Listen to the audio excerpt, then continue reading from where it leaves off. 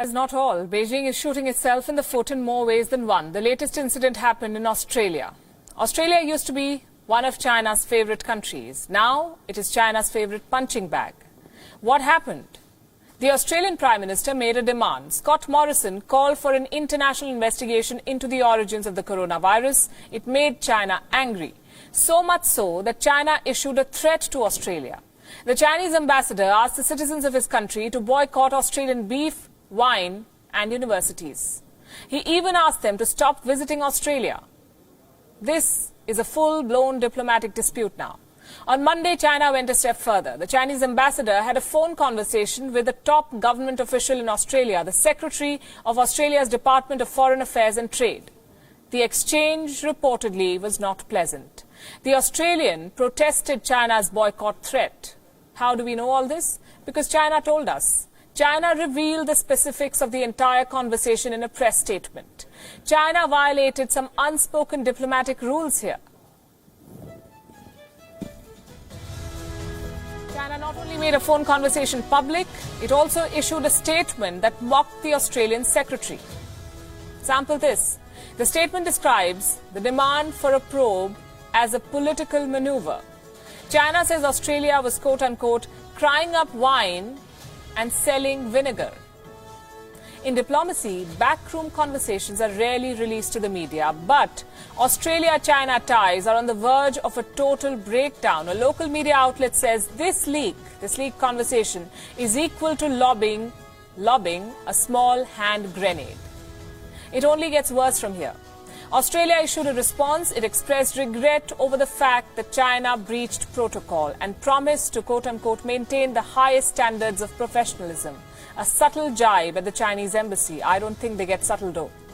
The Chinese diplomats in Australia are in no mood to let this go. They issued a counter statement worse than the first one. It says Australian officials leaked the details of the first call. The statement makes it sound like a silly fight between two kids, but it isn't. Let me read out a quote. The embassy for China doesn't play petty tricks. This is not our tradition, but if others do, we will have to reciprocate. Diplomacy be damned. This is now a knife fight. Even the Chinese state media has jumped in. Hu Shijian, the editor of the Global Times, wrote this on Weibo. Australia is always there making trouble. It is a bit like chewing gum stuck on the sole of China's shoes. Sometimes you have to find a stone to rub it off. Yes, the Chinese just labelled Australia chewing gum stuck on a shoe. Hu Shijian put out another post later defending this obnoxious statement. So why is China jumping all over Australia now? There's only one reason one can think of.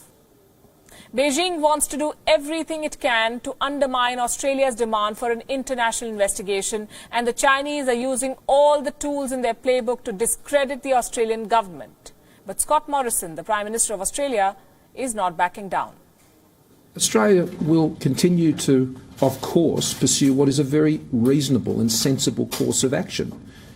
This is a virus that has taken more than 200,000 lives across the world. It has shut down the global economy. The implications and impacts of this are extraordinary. Now, it would seem entirely reasonable and sensible that the world would want to have an independent assessment of how this all occurred so we can learn the lessons and prevent it from happening again.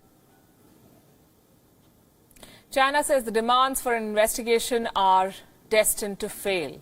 But Australia is quietly working behind the scenes to build international support to make China pay.